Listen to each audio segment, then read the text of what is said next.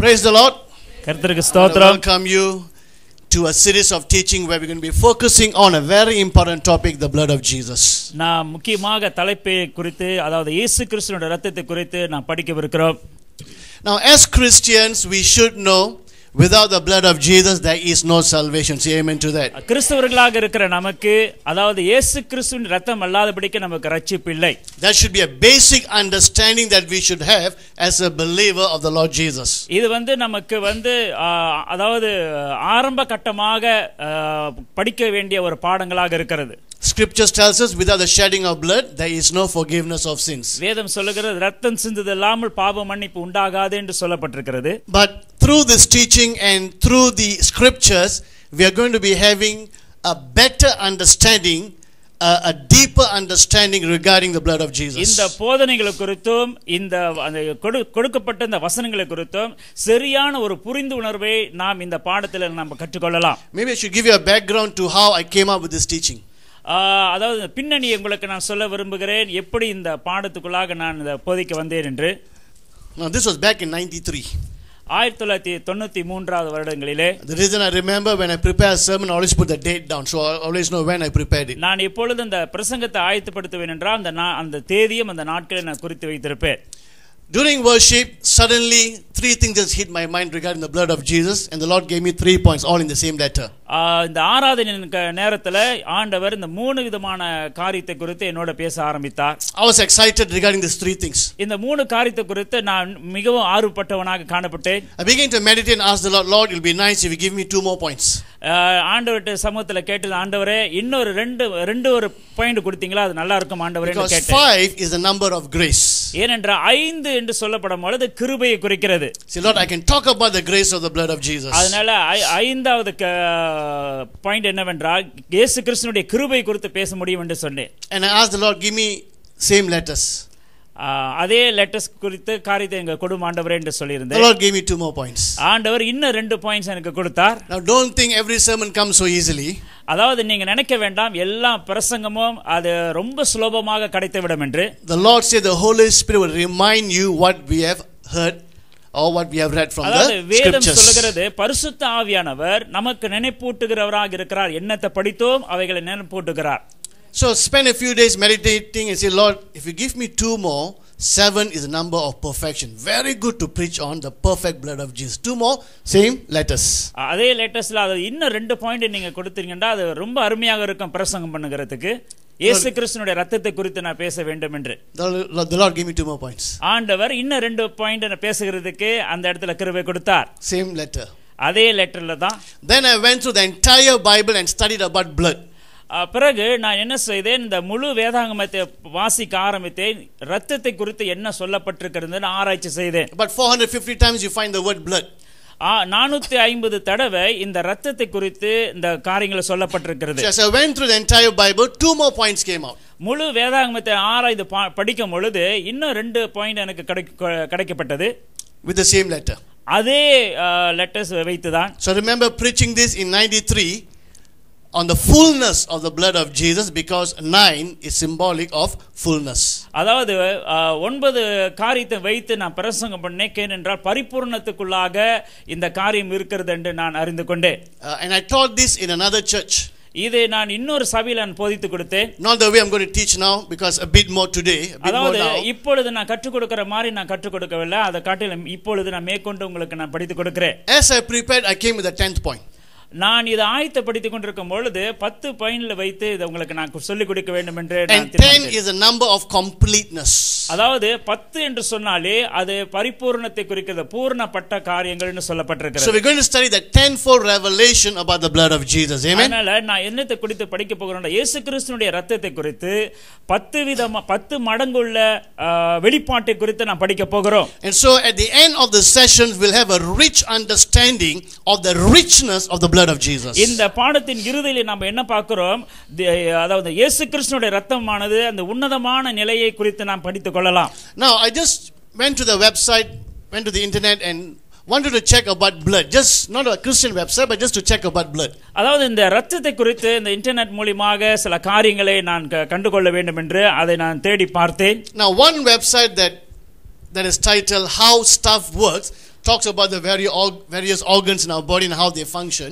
அதாவது ஒரு வெப்சைட்ல பார்க்கும் பொழுது ஆவ்ஸ்தா வர்க்ஸ் என்று சொல்லப்பட்டது. இந்த காரியங்கள் நம்முடைய உடல்ல எப்படி பாகங்கள் கிரியை செய்கிறது என்று நான் பார்த்தேன். And that website said the part of our body that is tested the most is the blood. நம்ம சரீரத்துல அதிகமாக சோதிக்கப்பட்ட பாகம் வந்து ரத்தம். If you go to the hospital, basically what will they take and test is our blood. நாம் மருத்துவமனைக்கு போனாலும் கூட அந்த இடத்துல நம்ம சிகிச்சை பார்க்கும் பொழுது முதலாவது ரத்தத்தை தான் எடுத்து பார்ப்பார்கள். And this website, which is not a Christian website, it describes blood this way: truly the river of life.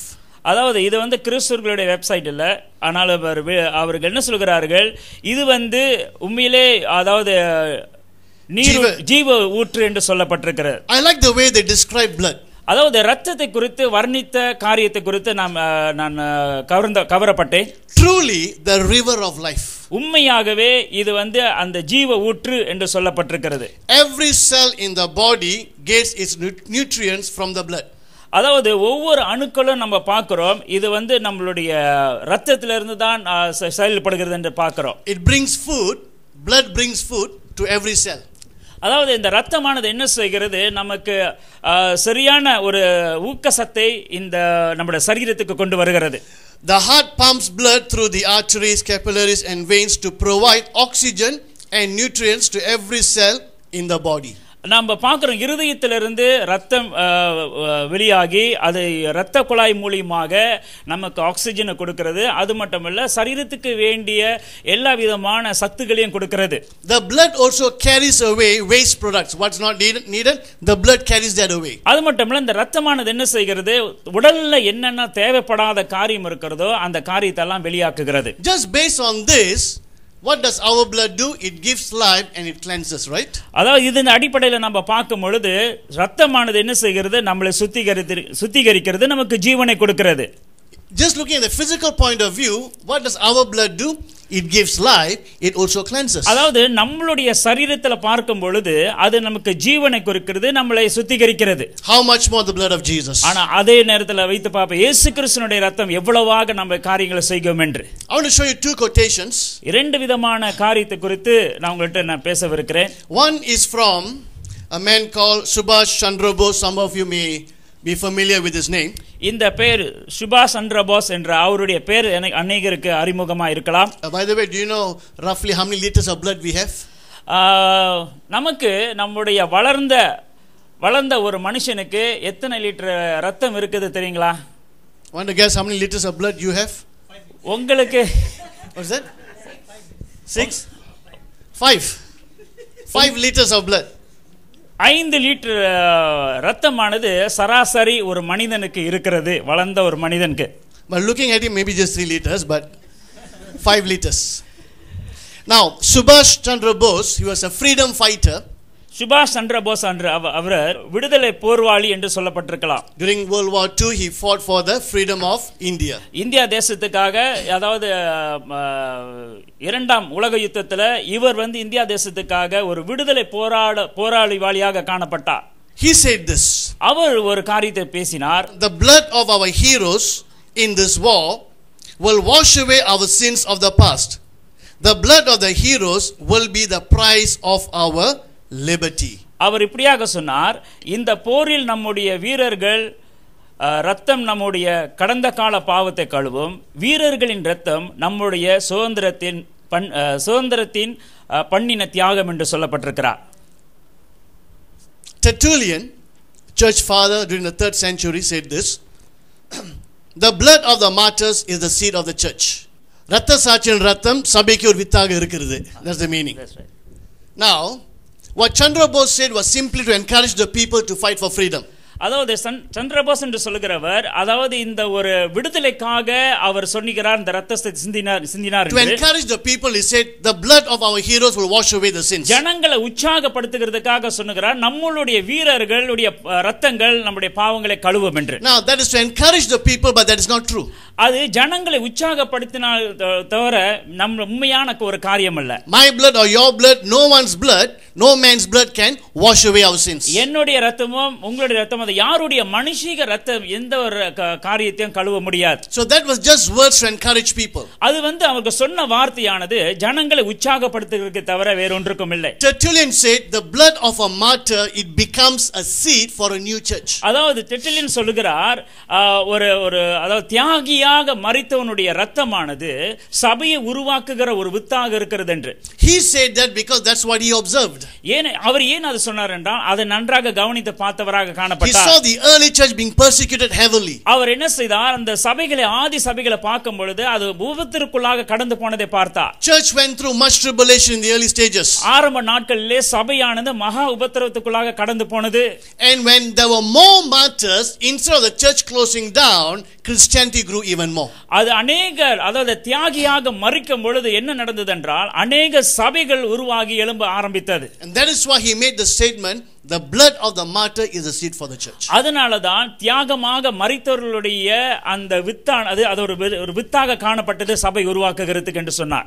Now if the blood of a human martyr or hero can give us so much encouragement, how much more the blood of Jesus. அதாவது ஒரு தியாகியுடைய இரத்தமானது எவ்வளவு காரியத்தை செய்யும் என்றால் நம்ம ஆண்டவராகிய இயேசு கிறிஸ்து நடத்த எவ்வளவு பெரிய காரியங்களை செய்யும் என்று நாம் யோசித்து பார்ப்போம். And so throughout the sessions we are going to be studying the blood of Jesus and we will understand how rich, how precious, how powerful the blood of Jesus அதனால is. முழுமையான இந்த பாடத்துல நம்ம என்ன பார்க்க போறோம், உயர்வான இயேசு கிறிஸ்துவினுடைய இரத்தத்துல எவ்வளவு வல்லம் இருக்கிறது என்று நாம் காணவிருக்கிறோம். 10 is the number of completeness.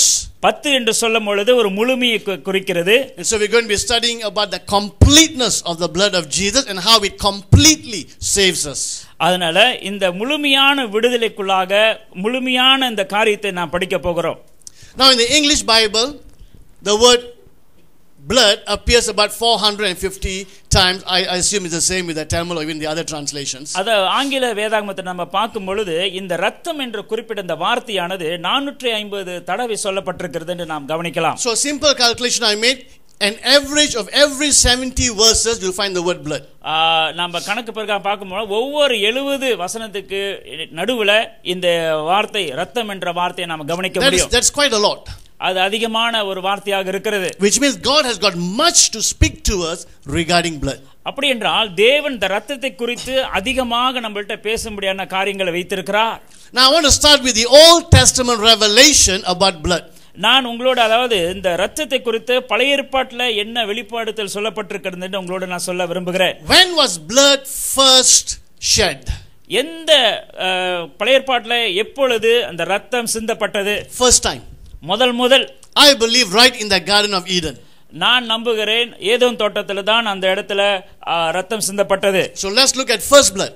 அதனால முதல்ல முதல் ரத்தத்தை நம்ம பார்ப்போம். In Genesis chapter 3 verse 21, the Lord made garments of skin for Adam and his wife and clothed them.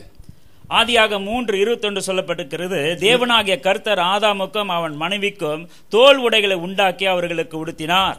When Adam and Eve fell into sin, they realized they were naked. அதாவது ஆதாம் ஏவாளும் பாவத்தில் விழுந்த பிற்பாடு அவர்கள் உணர ஆரம்பித்தார்கள் அவர்கள் நிர்வாணமாக இருக்கிறார்கள் என்று. Before that they were clothed. அதுக்கு முன்பாக அவர்கள் ஆடை அணிந்திருந்தார்கள். What clothing was that? God's glory. தேவனுடைய மகிமையான ஆடையை அவர்கள் அணிந்திருந்தார்கள். All have sinned and fallen short of God's glory. எல்லாரும் பாவம் செய்து தேவ மகிமையை அற்றவர்களாகணும் என்று சொல்லப்பட்டிருக்கிறது. And so the glory departed and they realized they were naked. தேவ மகிமை அவர்களை விட்டு விலகி போன பிற்பாடு உணர ஆரம்பித்தார்கள் அவர்கள் நிர்வாணமாக இருக்கிறார்கள் என்று. And as we read the account, they will take fig leaves and cover up their nakedness, covering up their sinfulness. அவர் நிர்வாணமாக இருக்கும் பொழுது என்ன செய்கிறார்கள்? அத்தி இலையை வைத்து தன்னுடைய நிர்வாணத்தை அவர்கள் மூடிக்கொள்கிறார்கள். Now, one of the days I must bring and show you how big a fig leaf is. இந்த அத்தி இலை எவ்வளவு பெருசுன்னு ஒரு நாள் நேரம் வந்தா உங்கள்ட்ட அந்த இலையை கொண்டாந்து காமிக்கலாம். I always talk about the fig leaf, but I forget to bring and show you how big that leaf is. அத்தி இலை குறித்து அதிகமாக உங்களோட நான் பேசி இருக்கிறேன், ஆனா நான் மறந்து விடுகிறேன். அத்தி இலை உங்கள்ட்ட நான் காட்ட விரும்புகிறேன் அது எவ்வளவு பெரிய இலை என்று. One of the days you can have a look. It won't cover. Believe me, it won't cover. அது கண்டிப்பாக அந்த இலையானது மூடவே முடியாது, அவ்வளோ சின்னதாக இருக்கும். Taking the fig leaf, trying to cover nakedness is man's self-effort to try to somehow cover his sinfulness. It will never work. அதாவது இந்த அத்தி இலையை தன்னுடைய சுயமாக தன்னுடைய காரியத்தை செய்த பாவங்களை மறக்க வேண்டும் என்று முயற்சிக்கும் பொழுது அது தன்னுடைய வாழ்க்கையை மறைவை கொண்டு வராது. You see, that is a picture of what we call religion. அது மதத்தினுடைய காரியத்தை குறித்து ஒரு படமாக காட்டுகிறது. Religion is what can I do so that my sins can be forgiven. மதங்கள் என்ன சொல்லுகிறது? நான் என்ன செய்தால் என்னுடைய பாவங்கள் மன்னிக்கப்படும்? What can I do? God will be happy with me and he will remove all my sins. What can I do? நான் என்ன செய்தால் தேவன் என் மேல் சந்தோஷப்பட்டு என்னுடைய பாவத்தை மன்னிப்பார், அதுதான் கேட்டுக்கொண்டிருக்கிறார்கள். The problem is, no matter how good we live or we think we are, it will never reach God's standard, which is perfection. அதாவது எவ்வளவுதான் நம்ம சிந்தித்தாலும் தேவனை பிரியப்படுத்தும் என்று, ஆனால் தேவன் எதிர்பார்க்கிற ஒரு அளவுக்கு நாம் செல்ல முடியாது. God's standard is perfection. தேவனுடைய ஒரு அளவானது பூரணப்பட்ட ஒரு அளவாக இருக்கிறது. So which man can live his life in such a way that is almost or equal to God's perfection? Nobody can. அதனால எந்த மனுஷன் அவன் தேவன் எதிர்பார்க்கிற அளவுக்கு அவன் வர முடியும் என்று பார்க்கும் பொழுது எந்த மனுஷனும் வர முடியாது. When he covered himself, both of them, with fig leaves, இரண்டு பேரும் தன்னுடைய வாழ்க்கையிலே இந்த அத்தி இலையை வைத்து அவர்கள் தன்னை மறைத்துக் கொள்ளும் பொழுது, and when God came into the garden, தேவன் அந்த தோட்டத்தில் உலாவ வரும் பொழுது, did they go and meet God? அவர்கள் தேவனை போய் சந்தித்தார்களா? They were still hiding behind a bush, right? அவர்கள் பார்க்கும் பொழுது அவர்கள் பின்னால போய் ஒளிந்திருந்தார்கள். Covered themselves, still embarrassed and ashamed. அதாவது தன்னை அந்த அத்தி இலையினால் மூடினாலும் கூட தேவனை முகமுகமாக சந்திக்கிறதுக்கு அவர்கள் வெட்கப்பட்டார்கள். Because there was a guilty conscience. They know they have done something wrong and they were hiding from God. காரணம் என்ன? அவர்களுக்குள்ளாக இருந்தது குற்ற மன உணர்வு, அவர்களுக்குள்ளாக இருந்ததனால அவர் தேவனை விட்டு மறைந்திருந்தார்கள். God wasn't hiding from man, man was hiding from God. தேவன் மனிதனை விட்டு அவர்கள் ஒளிந்து கொள்ளவில்லை, மனிதர்கள் தான் தேவனை விட்டு ஒளிந்து கொண்டார்கள். Though man sinned, God came looking for man who fell into sin. மனிதன் பாவம் செய்தாலும் கூட தேவன் மனிதனை பார்க்கும்படியாக வந்தார். That's the love of God. Amen. அதுதான் தேவனுடைய அன்பு. Now we read what God will do is God will clothe them with skin. அதாவது நம்ம வாசிக்கிறோம் தேவன் அவர்களை அதாவது தோலினால் செய்யப்பட்ட ஒரு உடையை ஆண்டவர் கொடுக்கிறார். Because the fig leaf, one, it cannot cover you. Number two, how long will it last? The sun come 2-3 days, it's gone. அதனால அந்த அத்தி இலையானது எவ்வளவு நேரம், ஒன்னு அது காய்ந்து விடும், சூரியன் உதித்தால் அது காய்ந்து விடும், கிழிந்து விடும். So God removed that, their own self-effort. He clothed them with something more better, something more stronger, with skin. அதாவது அவங்க சொந்தமா முயற்சி செய்த அந்த ஆடையை ஆண்டவர் ஒதுக்கி விட்டுட்டு தேவனாகவே ஒரு தோலினால் செய்யப்பட்ட ஒரு ஆடையை கொடுக்கிறார். Where would the skin have come from? இந்த தோல் ஆடையானது எங்கிருந்து வந்தது? From some animal. கண்டிப்பாக ஒரு மிருகத்திலிருந்து தான் வந்திருக்கும். Although details are not given, from the progress of revelation we can figure out what happened in the Garden of Eden. இந்த வெளிப்படுத்தலிருந்து நமக்கு முழுமையான ஒரு ஆதாரம் நமக்கு இல்லாம இருந்தாலும் ஆனா நாம கண்டு கொள்ளலாம் இந்த எங்கிருந்து வந்தது என்று. As we progress, revelation tells us what happened in the Garden of Eden. அதாவது இந்த வெளிப்படுத்தல தொடர்ந்து நம்ம காணும் பொழுது இது எங்கிருந்து வந்தது என்று நம்ம கவனிக்கலாம். God would have killed an innocent animal, blood is shed, the skin of the animal taken, and he clothes Adam and Eve. அதனால தேவன் இந்த மிருகத்தை பலியாக செலுத்தி அதன் மூலமாக இந்த மிருகத்தினுடைய தோலை எடுத்து அவர்களுக்கு உடையாக கொடுத்தார். Adam would have seen that because of his own sin, some innocent animal has to die. அதாவது ஆதாம் பாவம் செய்தான், ஆனால் அவனுக்கு பதிலாக ஒரு அப்பாவியாக இருக்கிற ஒரு மிருகம் அந்த இடத்துல பலியானது நம்ம கவனிக்கலாம். The innocent has to die for the sinful. பாவத்துக்காக ஒரு அப்பாவியாக இருக்கிற ஒரு மிருகம் அது பலியானது. That animal must die, blood being shed, and that skin clothes or hides his nakedness. அந்த மிருகம் இறந்தது, அந்த மிருகத்தினுடைய தோலானது மனிதனுடைய பாவத்தை மூடுகிறதாக காணப்பட்டது. When Cain and Abel brought the offering, ஆபேலும் கைனும் அவர்கள் ஆண்டவருக்கு அந்த பலிகளை கொண்டு வரும்பொழுது Abel brought a blood sacrifice, correct? ஆபேல் என்ன செய்தான்? அவன் அந்த மிருகத்தை கொண்டு வந்தான் தேவனுக்கு பலியாக செலுத்தும்படியாக. Where did he learn? அது எங்க கற்றுக்கொண்டார்? How did you know you have to approach God through blood sacrifice? அதாவது தேவனிடத்தில் வரும்பொழுது ஒரு பலியோடு, இரத்த பலியோடு நம்ம வர வேண்டும், எப்படி கற்றுக்கொண்டார்? He would have learned that from parents, Adam and Eve. கண்டிப்பாக தன்னுடைய பெற்றோர்களாக இருக்கிய ஆதாம் ஏவாள் மூலமாக இவன் கற்றுக்கொண்டிருப்பார். So right in the Garden of Eden we learn that blood was shed in order to clothe man. மனுஷனுடைய அவமானத்தை மூடும்படியாக அந்த ஏதேன் தோட்டத்தில் ஆரம்பத்திலிருந்தே அவன் கற்றுக்கொள்ளவனாக காணப்பட்டான். But when was the word blood first mentioned? ஆனால் எப்பொழுது இந்த இரத்தமானது என்ற இந்த வார்த்தை சொல்லப்பட்டது? Genesis chapter 4 verse 10. ஆதியாகமம் 4வது அதிகாரம் 10வது வசனம். The Lord said, "What have you done? Listen, your brother's blood cries out to me from the ground." Now this is the first time the word blood is mentioned. Read in the Tamil. ஆதியாகமம் 4:10 சொல்லப்பட்டிருக்கு. அதற்கு அவர் என்ன செய்தார்? உன் சகோதரனுடைய இரத்தத்தின் சத்தம் பூமியிலிருந்து என்னை நோக்கி கூப்பிடுகிறது என்று சொல்கிறார். First time the word blood is mentioned. முதல் இரத்தம் என்ற சொல்லானது இந்த இடத்துல உச்சரிக்கப்படுகிறது. I think we know the account. Cain will kill Abel. இந்த இடத்துல நம்ம பார்க்கிறோம் கயீன் ஆபேலை கொல்லுகிறான். God says, "I can hear your brother's blood crying out. I can hear."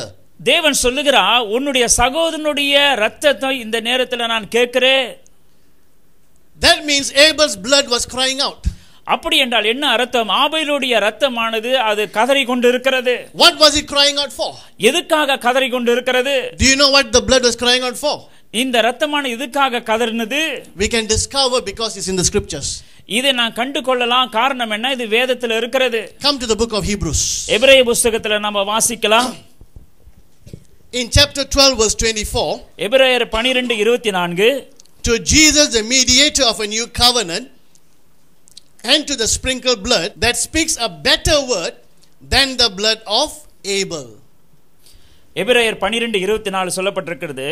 புதிய உடன்படிக்கையின் மத்தியஸ்தராக இயேசு கிறிஸ்துவுக்கும் ஆபேலினுடைய இரத்தம் பேசினது பார்க்கிலும் நன்மையானவைகளை பேசுகிற இரத்தத்தின் இடத்திற்கு வந்து சேர்ந்தீர்கள். The blood of Jesus speaks a better word than the blood of Abel. இயேசு கிறிஸ்துவினுடைய இரத்தமானது நல்ல காரியத்தை பேசுகிறது ஆபேலுடைய இரத்தத்தை காட்டிலும். What is the blood of Jesus speaking? இயேசு கிறிஸ்துவினுடைய இரத்தம் என்னத்தை பேசுகிறது? We'll go through the scriptures and we will discover forgiveness.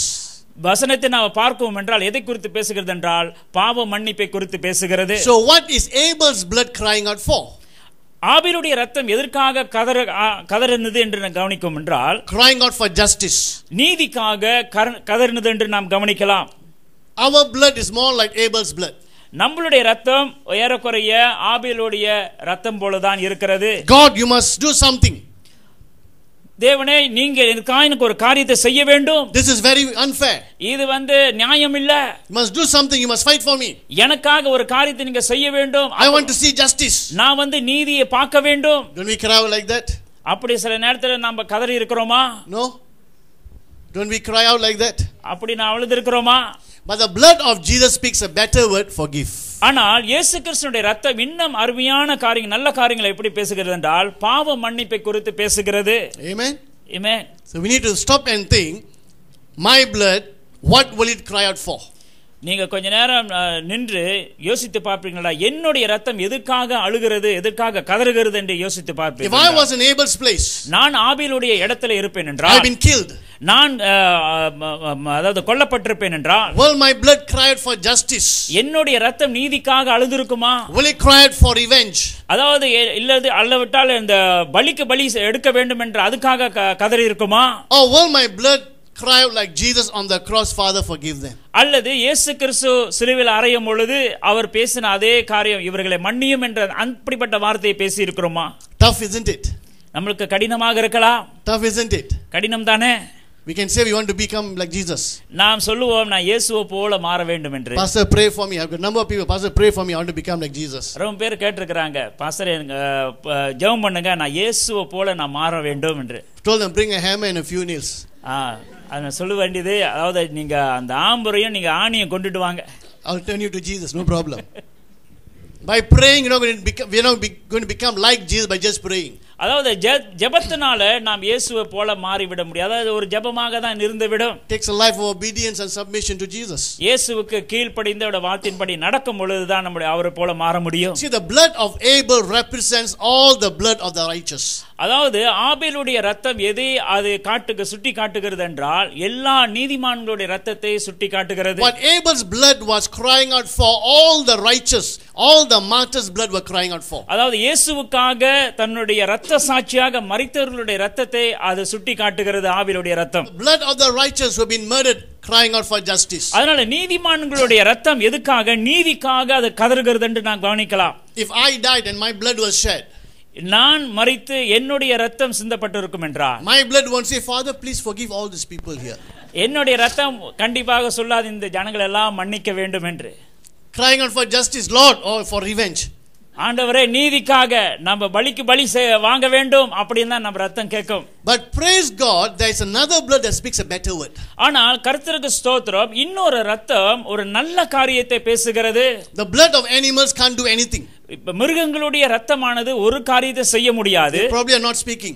அந்த ரத்தம் அது கண்டிப்பா பேச முடியாது மிருகத்தினுடைய ரத்தம். Even if they speak, Lord, please send another goat or buffalo and kill this fella. அது பேசினாலும் கூட இன்னொரு மாட்டையோ இன்னொரு ஆட்டையோ அழித்து இந்த மனுஷனை நீ கொண்டு விடும், அது பலிக்கு பலி கேட்கும். There's only one blood that speaks a better word. ஒரே ஒரு ரத்தம் தான் நல்ல காரியத்தை பேசுகிறதாக காணப்படுகிறது. Even the blood of the righteous cannot speak a good word. அதாவது நீதிமானுடைய ரத்தமே நல்ல காரியத்தை பேச முடியாமல் போய்விடுகிறது. He can cry for justice, which is okay. Can cry for justice. அதாவது நீதிக்காக கதறலாம். Only one blood can say, Father, please forgive them. ஒரே ஒரு ரத்தம் தான் சொல்ல முடியும், பிதாவே இவர்களை மன்னியும் என்று சொல்ல முடியும். That's the blood of Jesus. அதுதான் இயேசு கிறிஸ்துவினுடைய ரத்தம். That's the blood of Jesus. அதுதான் இயேசு கிறிஸ்துவினுடைய ரத்தம். Without this blood, there's no word before God that can say, please forgive them. இந்த ரத்தம் இல்லாதபடிக்கு பிதாவுக்கு முன்பாக இவர்களை மன்னியும் என்று சொல்லுகிறதுக்கு முடியாத ஒரு காரியமாக இருந்துவிடும். If the blood of Abel speaks, ஆபேலுடைய ரத்தம் பேசியிருக்குமானால், even when we come to the book of Hebrews, எபிரேய புத்தகத்துக்கு வரும் பொழுது, do you know the blood of Abel is still speaking? உங்களுக்கு தெரியுங்களா ஆபேலுடைய ரத்தமானது பேசுகிறது என்று? Have you heard it? நீங்க கேட்டிருக்கீங்களா அவருடைய ரத்தம் பேசுகிறது? I'm not joking. Have you heard it? நீங்க கேட்டிருக்கீங்களா ஆபேலுடைய ரத்தம் பேசுகிறத? I've heard it many times. நான் அதிக நேரத்தில் நான் கேட்டிருக்கிறேன். You can still hear it through the scriptures. நீங்க கண்டிப்பாக அந்த வசனத்தின் மூலமாக உங்களுக்கு நீங்க கேட்கலாம் அந்த சத்தத்தை. We still hear it through the scriptures. இந்த வசனத்தின் மூலமாக நாம் அந்த சத்தத்தை கேட்கலாம். So if his blood can speak, அவருடைய ஆபேலுடைய இரத்தமானது பேசக்கூடிய இருக்குமானால், still speaking, இன்னும் பேசிக்கொண்டு இருக்குமானால், I want to tell you the blood of Jesus still speaking up there. நான் சொல்ல விரும்புகிறேன், இயேசு கிறிஸ்துவினுடைய இரத்தம் இன்னமும் பேசிக்கொண்டே தான் இருக்கிறது. It is speaking a better word. அது நல்ல காரியத்தை பேசுகிறது. Every time I go before God, it's not the blood of Abel, the blood of Jesus that speaks for me. ஒவ்வொரு தடவை தேவனுக்கு முன்பாக நான் போகும் பொழுது ஆபேலுடைய இரத்தம் இல்ல, ஆனா இயேசு கிறிஸ்துவினுடைய இரத்தமே பேசுகிறதாக இருக்கிறது. But if you have not given your life to Jesus, there is no blood that's going to speak for you. அதனால நீங்கள் இயேசுவுக்கு வாழ்க்கையை நீங்க ஒப்பு கொடுக்காமல் இருப்பீர்கள் என்றால் கண்டிப்பாக இயேசு இரத்தம் உங்களுக்காக பேச முடியாது. Run to Jesus. இயேசுவிடத்தில் ஓடி வாருங்கள். His blood will speak a better word. அவருடைய இரத்தமானது நல்ல காரியத்தை பேசுகிறதாக இருக்கிறது. ஆமென். I want to give an overview of the significance of blood in the Old Testament. பழைய ஏற்பாட்டிலே இரத்தத்தின் அர்த்தத்தை ஒரு ஆராய்ந்து பார்க்கக்கூடிய ஆராய்வோம். Before we go and look at the blood of Jesus, basically in the Old Testament, what do we learn about blood being shed? அதாவது நம்ம இயேசு கிறிஸ்துவின் ரத்தத்தை இன்னும் அதிக ஆழமாக படிக்கிறதுக்கு முன்பாக பழைய ஏற்பாட்டில் இந்த ரத்தத்தை குறித்து என்ன அர்த்தம் சொல்லப்பட்டிருக்கிறது நாம் பார்க்கலாம். Genesis chapter 9 verse 6. ஆதியாகமம் 9:6 நம்ம வாசிக்கலாம். Whoever sheds human blood, by humans shall their blood be shed, for in the image of God has God made mankind. மனுஷன் தேவசாலையில் உண்டாக்கப்பட்டபடியினால் மனுஷனுடைய ரத்தத்தை எவன் சிந்துகிறானோ அவனுடைய ரத்தம் மனுஷனாலே சிந்தப்பட கடவுது. It's not only Adam who was made in God's image, all men are made in God's image. அதாவது மனிதர்கள் எல்லாமே தேவனுடைய சாயலில் உருவாக்கப்பட்டிருக்கிறார்கள். Man meaning men and women, male and female. மனிதன் என்று சொன்னால் ஆணும் பெண்ணும் குறிக்கிறது. You will read in the book of Genesis chapter 5, you come to the book of James, we still find that even sinful men still in the image of God. ஆதியாகமம் புத்தகத்தில் 5வது அதிகாரம் யாக்கோபுல நீங்க பார்க்கலாம், மனிதன் தேவனால் உருவாக்கப்பட்டான் என்று சொல்லப்பட்டிருக்கிறது. In the image of God. தேவனுடைய சாயலிலே உருவாக்கப்பட்டான். But true, we don't live according to that image. That image has been marked, but nevertheless, we are in the image of God. நாம் அந்த சாயலிலே நம்ம வாழ்க்கை நடத்தாமல் இருந்தாலும் கூட ஆனால் உண்மையாக சொல்லப்பட்டா நாம் அவருடைய சாயலில் தான் உருவாக்கப்பட்டிருக்கிறோம். How was this image passed on? இந்த சாயலானது தொடர்ச்சியாக எப்படி போய் கொண்டிருந்தது? Adam, we know God created directly. ஆதாமை நாம கவனிக்கலாம், அவன் நேரடியாக தேவனால சிருஷ்டிக்கப்பட்ட ஒரு மனிதனாக இருந்தார். How was the image passed on? இந்த சாயலானது தொடர்ச்சியாக எப்படி மாறி போனது? Leviticus 17:11 we read that life is in the blood. அதாவது லேவியராகமம் 17ல சொல்லப்பட்டிருக்கிறது இந்த இரத்தத்திலே ஜீவன் இருக்கிறது என்று. So how the image was passed on from children and then on it went generation to generation is through the blood. அதாவது இந்த சாயலானது எப்படி சந்ததிக்கு பிற்பாடு சந்ததி போனது என்றால் இந்த இரத்தத்தின் வழியிலே தான் இந்த மாறி போனது இந்த சாயல். Acts 17 verse 26 tells us from one blood God has made all men. அதாவது அப்போஸ்தலர் நடபடிகள் 17:26 சொல்லப்பட்டிருக்கிற ஒரே இரத்தத்தினாலே தேவன் அவருடைய சாயலை எல்லா மனிதனும் உண்டாக்கினார் என்று. So the image of God is passed on through the blood. அதனால தேவனுடைய சாயலானது இரத்தத்தின் மூலமாக அது மாற்றப்பட்டிருக்கிறது மற்றவர்களுக்கு. If you want to find out someone's father, how do you find out? ஒரு மற்றவருடைய தகப்பனை நீங்கள் கண்டுகொள்ள வேண்டும் என்றால் எப்படி அந்த தகப்பன் இன்னாருடைய தகப்பன் என்று நீங்க கண்டுகொள்ள முடியும்? They will test the DNA. அவங்க DNA எடுத்து பார்ப்பாங்க. They'll take the blood, they can test the DNA, they can find out who the father is. அந்த DNA இரத்தத்தின் மூலமாக அவர்கள் சோதிப்பார்கள் யாரு இந்த பிள்ளைக்கு தகப்பன் என்று. So the DNA of Adam has been passed on. அதனால இந்த ஆதாமுடைய DNA என்ன செய்கிறது? அது தொடர்ந்து ஒரு சந்ததிக்கு ஒரு சந்ததியாக மாறி போனது. And since he was created in God's image, that image has been passed on to all mankind. ஆதாம் அதாவது தேவனுடைய சாயல உருவாக்கப்பட்டனால அந்த சாயல் தொடர்ச்சியாக மனுகுலத்துக்கு அது மாறி வந்தது என்று நாம் கவனிக்கலாம். So if I have the blood of Jesus, the image of God is a clearer image. அதனால இயேசு கிறிஸ்துவினுடைய இரத்தம் எனக்குள்ளாக இருக்குமானா என்மேல் இருக்கும் என்றால் தேவனுடைய சாயல் முழுமையான சாயல் எனக்குள்ளாக இருக்கிறது. Amen. Amen. So the image of God is passed on through the blood. அதனால தேவனுடைய சாயல் இரத்தத்தின் மூலமாக ஒவ்வொரு சந்ததிக்கு மாற்றப்பட்டிருக்கிறது. Number 2. இரண்டாவது in Genesis 29 verse 14, ஆதியாகமம் 29:14வது வசனம். Then Laban said to him, You are my own flesh and blood. அப்பொழுது லாபான், நீ என் எலும்பும் என் மாம்சமும் ஆனவன் என்றான். எலும்பும் மாம்சம் போட்டிருக்குதா? Okay. In Genesis 37:27, Come, let's sell him to the Ishmaelites and not lay our hands on him. After all, he is our brother, our own flesh and blood. Genesis 37:27. அவனை இந்த இஸ்மவேலருக்கு விற்று போடுவோம், வாருங்கள், நமது கை அவன் மேல் படாதிருப்பதாக, அவன் நம்முடைய சகோதரனும் நம்முடைய மாம்சமுமாய் இருக்கிறானே என்றான். Okay, the Tamil says mamsam, but the word is blood, flesh and blood. இந்த இடத்துல இரத்தத்தை தான் குறித்து சொல்லப்பட்டிருக்கிறது என்று கவனிக்கலாம். So blood represents close family ties. அதனால இரத்தமானது என்னத்தை காட்டுகிறது என்றால் நெருங்கிய ஒரு குடும்பத்தினுடைய நெருக்கத்தை காட்டுகிறது. Our own blood meaning our own family. நம்மளுடைய சொந்த குடும்பத்தை குறிக்கிறது. Number 3 in Exodus 12:13. மூன்றாவது யாத்திராகமம் 12:13ல சொல்லப்பட்டிருக்கிறது. The blood will be a sign for you on the houses where you are. And when I see the blood, I will pass over you. No destructive plague will touch you when I strike Egypt. நீங்கள் இருக்கும் வீடுகளில் அந்த இரத்தம் உங்களுக்காக அடையாளமாய் இருக்கும். அந்த இரத்தத்தை நான் கண்டு உங்களை கடந்து போவேன். நான் எகிப்து தேசத்தை அழிக்கும் போது அழிக்கும் வாதை உங்களுக்குள்ளே வராதிருக்கும். Now this was during the time of the Exodus, when they had the blood, again sacrifice a lamb, take the blood, put on the doorpost. When the angel of death sees the blood, he will pass over. இது நம்ம பார்க்கிறோம் யாத்திராகமம் புத்தகத்திலே அவர்கள் மிருகத்தை அடித்து அந்த மிருகத்தினுடைய இரத்தத்தை தன்னுடைய வாசல்களை அவர்கள் தேய்த்திருப்பார்கள். பிறகு அந்த மரண தூதன் வரும் பொழுது இந்த இரத்தத்தை எந்த சுவரில் பார்க்கிறார் வீட்டு முன்னுக்கு பார்க்கிறாரோ அதை கடந்து போவார் என்று சொல்லப்பட்டிருக்கிறது. So God's anger or God's wrath will not touch that family because why? They are covered by blood. அதனால தேவனுடைய நியாய தீர்ப்பு இந்த வீட்டுக்கு வராதபடிக்கு கோபாக்கினை வராதபடிக்கு இந்த கடந்து போகிறதாக காணப்படுகிறது. Again it was a revelation that God was giving or teaching them about the coming blood of Jesus. மீண்டுமாக தேவன் அவர்களுக்கு என்னத்தை கற்றுக் கொடுக்கிறார் என்றால் வரக்கூடிய ஆண்டவராக இயேசு கிறிஸ்துவின் இரத்தத்தை குறித்து தான் அடையாளமாக காட்டிக் கொண்டிருக்கிறது. Now listen, just because there was blood is not enough. You have to take and apply the blood. வெறும் ரத்தம் வைத்திருந்தாலும் மட்டும் பத்தாது, அதை எடுத்து நம்ம வாழ்க்கையிலே நாம் அபியாசப்படுத்த வேண்டும். If you don't apply the blood of Jesus, if you don't accept Jesus, that blood is not going to cleanse you. இயேசு கிறிஸ்துவை ஏற்றுக்கொள்ளாதபடிக்கு, இயேசு கிறிஸ்துவினுடைய ரத்தத்துக்குள்ளாக வராதபடிக்கு இருப்போம் என்றால் அது நம்மளை சுத்திகரிக்காமலே இருக்கும்.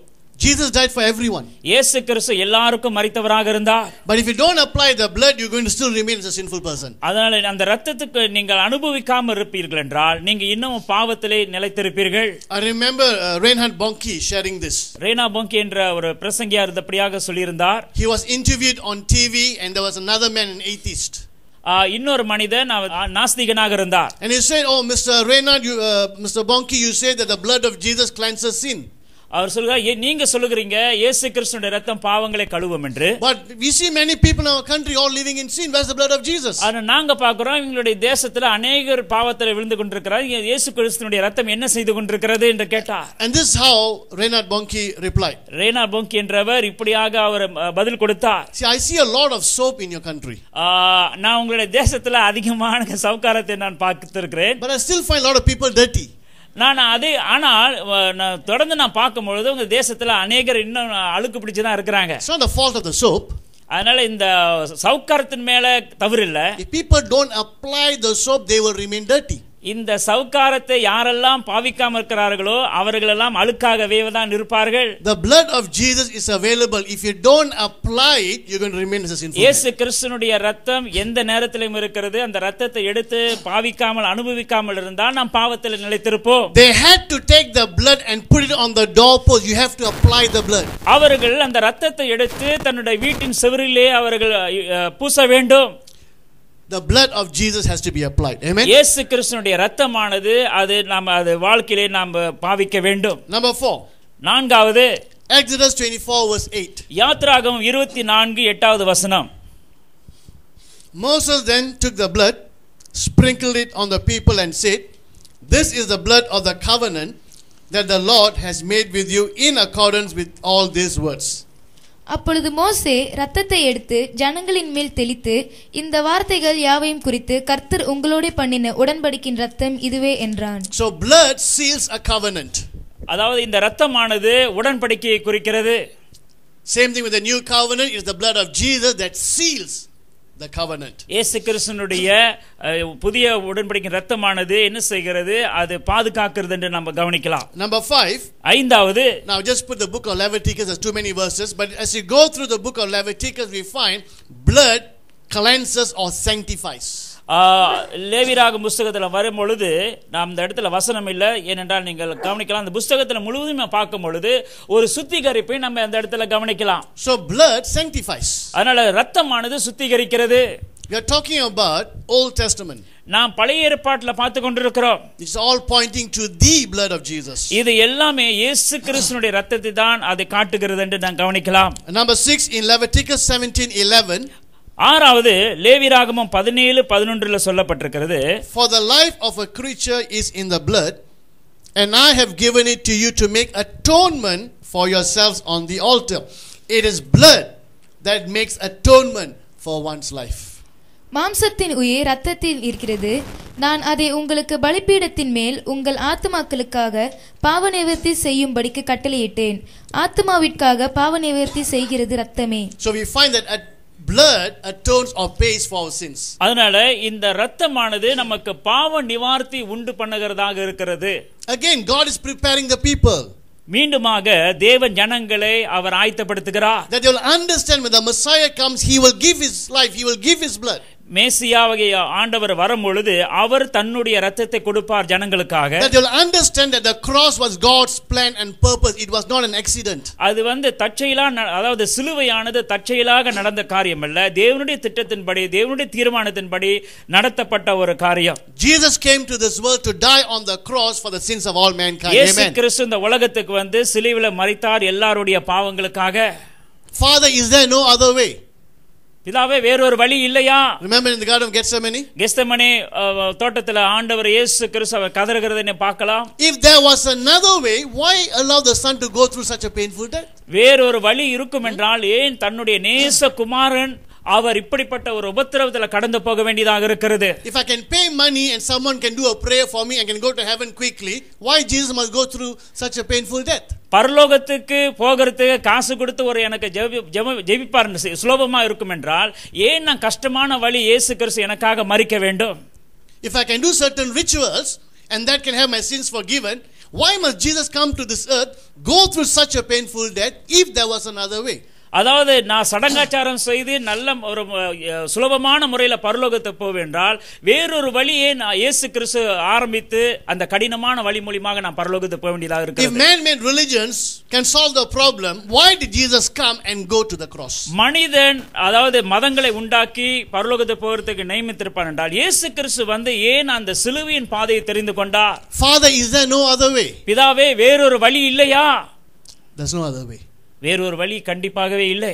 Without the cross of Jesus, there is no hope, there is no salvation for all mankind. இயேசு கிறிஸ்துனுடைய அந்த சிலுவை இல்லாதபடிக்கு மனிதனுடைய வாழ்க்கைக்கு நம்பிக்கை இல்லை, மனிதனுடைய வாழ்க்கையில வேறொரு நல்ல நீதியான வழியும் இல்லை. That deserves a loud amen. Amen. Number 7. ஏழாவது Leviticus 17 verse 11 and 14. லேவியராகமம் 17வது அதிகாரம் 11-14 எடுத்து நம்ம வாசிக்கும் பொழுது, we read 11 earlier, but let's read that again, 11 and 14. For the life of a creature is in the blood, and I have given it to you to make atonement for yourselves on the altar. It is blood that makes atonement for one's life, because the life of every creature is its blood. That is why I have said to the Israelites, you must not eat the blood of any creature, because the life of every creature is its blood. Anyone who eats it must be cut off. மாம்சத்தின் உயிர் இரத்தத்தில் இருக்கிறது. நான் அதை உங்களுக்கு பலிபீடத்தின் மேல் உங்கள் ஆத்துமாக்களுக்காக பாவ நிவர்த்தி செய்யும்படிக்கு கட்டளையிட்டேன். ஆத்துமாவிற்காக பாவ நிவர்த்தி செய்கிறது இரத்தமே. சகல மாம்சத்துக்கும் இரத்தம் உயிராயிருக்கிறது. இரத்தம் ஜீவனுக்கு சமாதானம். ஆகையால் எந்த மாம்சத்தின் இரத்தத்தையும் புசிக்க வேண்டாம். சகல மாம்சத்தின் உயிரும் அதன் ரத்தம்தானே. அதை புசிக்கிற எவனும் அறுப்புண்டு போவான் என்று இஸ்ரவேல் புத்திரருக்கு சொன்னேன். Not only the Israelites but also us today, we are not supposed to eat blood. அதாவது இஸ்ரவேலுக்கு மட்டும் ஆண்டவர் சொல்லல ரத்தத்தை நீங்க சாப்பிடக்கூடாதுன்னு, இப்பொழுது இருக்கிற நமக்கு ஆண்டவர் சொல்றார் ரத்தத்தை சாப்பிடக்கூடாது என்று. Turn to Acts 15. அப்போஸ்தலர் நடபடிகள் 15வது அதிகாரம். Now we have under the old covenant clean and unclean food or animals. அதாவது பழைய ஏற்பாட்டில் சுத்தமான மிருகமும் அசுத்தமான மிருகத்தை குறித்து நாம் கவனிக்கலாம். Clean animals you can eat, unclean animals you don't eat. அதாவது சுத்தமான மிருகங்களை நீங்கள் உணவு அருந்தலாம், அசுத்தமான மிருகத்தை நீங்கள் சாப்பிடக்கூடாது. Can I ask you who created the unclean animals? உங்கள்கிட்ட நான் கேட்கிட்டா, அதாவது சுத்தம் இல்லாத மிருகத்தை யாரு படைத்தது? God. And what did God say at the end of each day, the 6 days of creation? 6 நாள் சிருஷ்டிப்புல ஆண்டவர் என்ன சொன்னாரு? படைத்த பிற்பாடு என்ன சொன்னாரு? God said it is good. நல்லது. So when God saw the pig, what did he say? ஆண்டவர் பண்டியை பார்க்கும்போது என்ன சொன்னாரு? Good.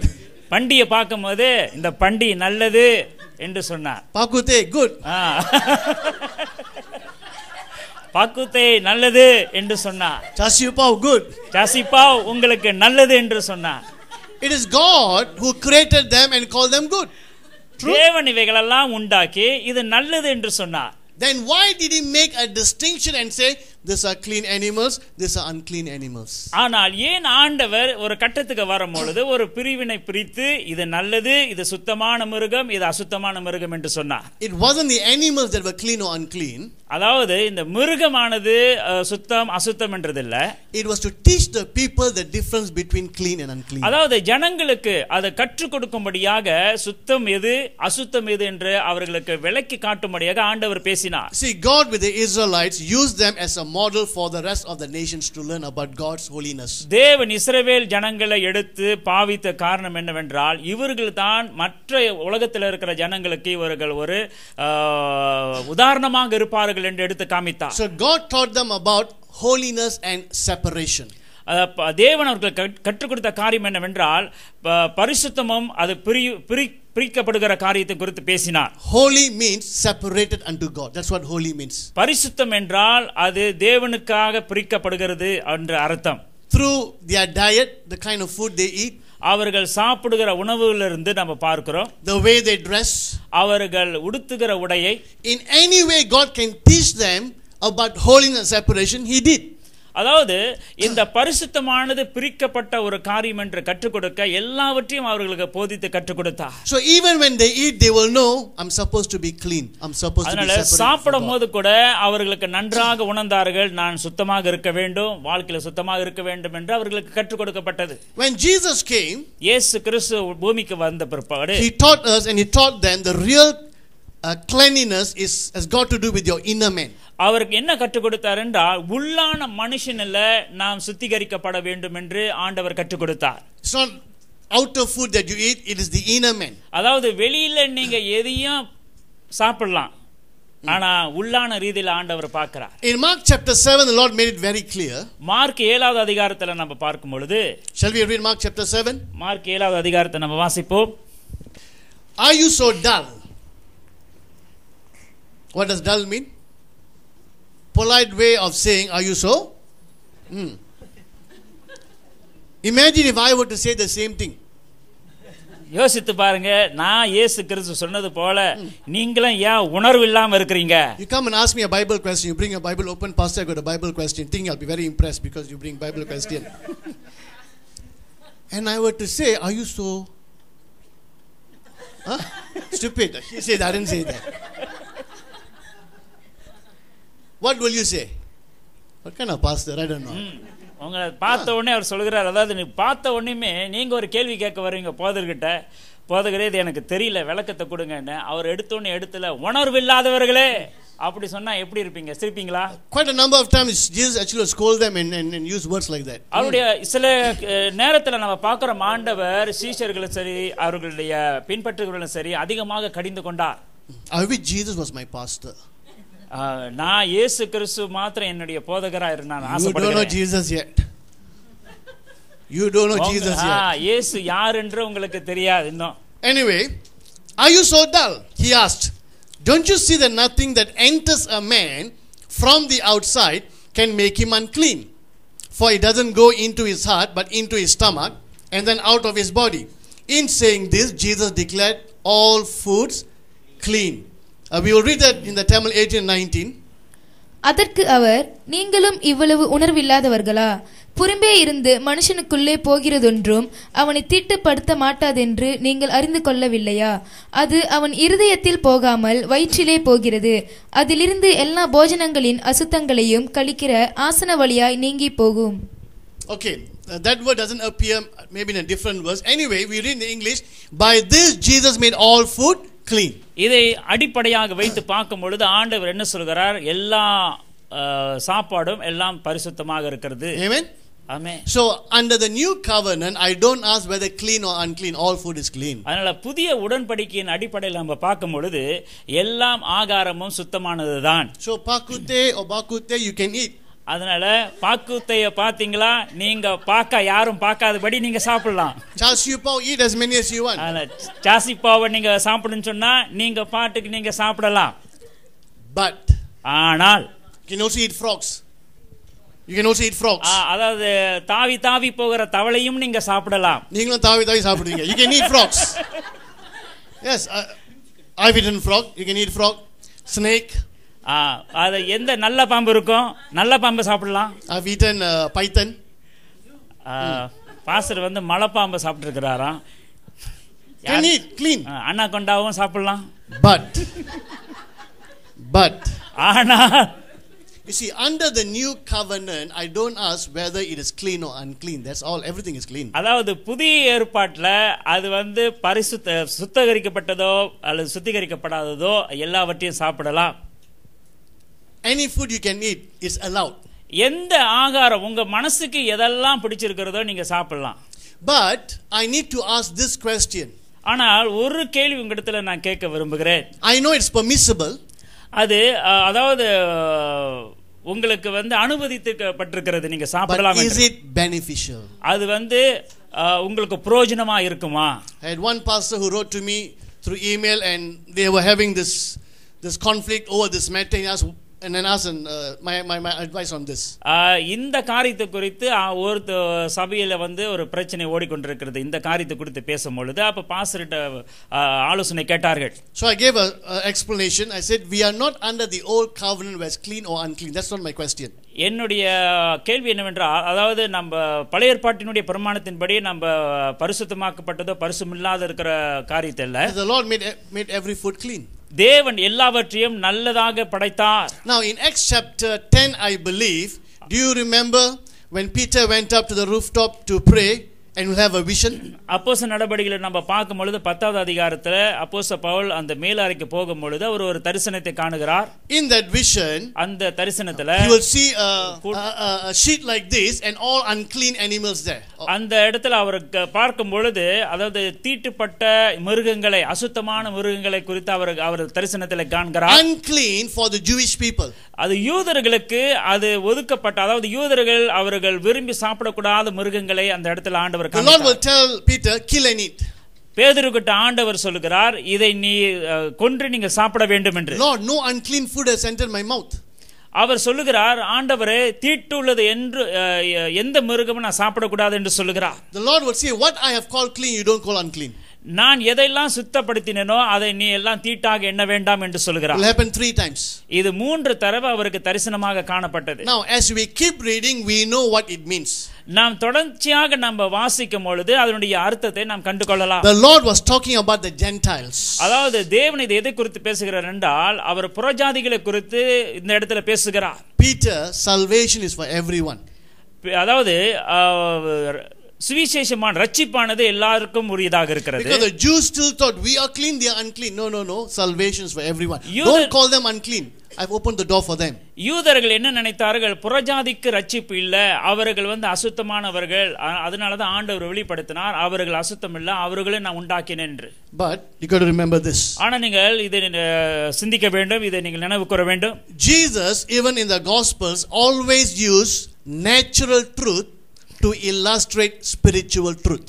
அதனால ஆண்டவர் இயேசு கிறிஸ்து புதிய ஏற்பாட்டில் நம்ம பார்க்கும் பொழுது இயற்கையான காரியத்தை வைத்து ஆவிக்குரிய காரியத்தை அவர் வெளிப்படுத்தினார். Every parable that he told, ஒவ்வொரு ஊமைகளை நம்ம பார்க்கும் பொழுது they were true stories. அது உண்மையான கதைகள். So he used a true story to illustrate spiritual truth. உண்மையான கதைகளை வைத்து அதை விளக்குகிறதுக்கு என்ன செய்கிறார், ஆவிக்குரிய காரியத்தை விளக்கி காட்டினார். Understand? So when Jesus said, "These animals I call them clean," that means that has to be true.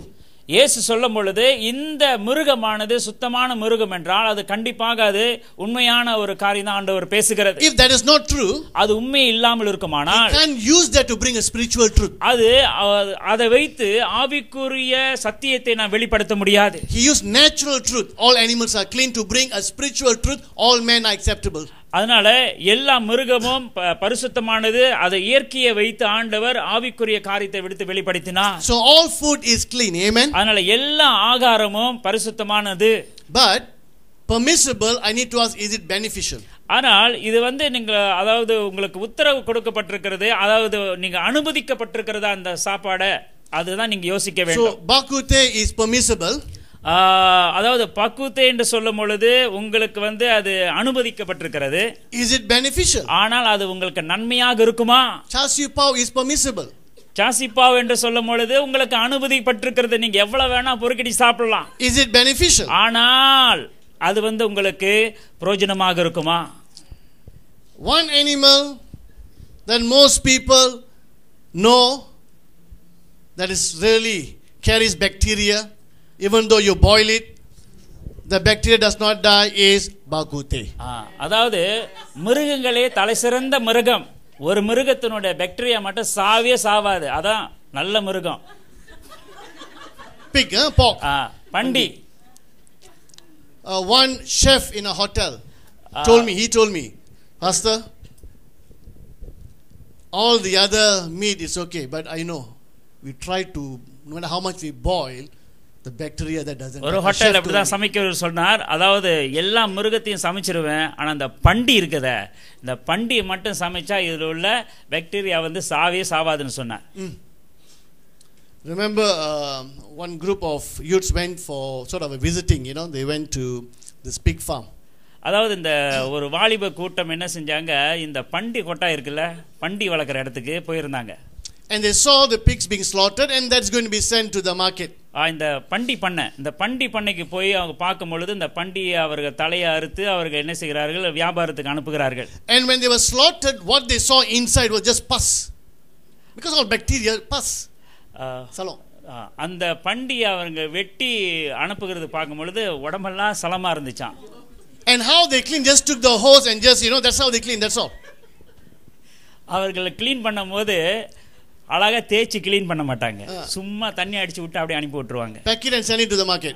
அதை பேக் பண்ணி அதை அழகா மார்க்கெட்டுக்கு அனுப்பிடுவாங்க. And we go to the market. நம்ம மார்க்கெட்டு அங்க தொங்கிக்கிட்டு இருக்கோம். Give me the leg part, leg piece.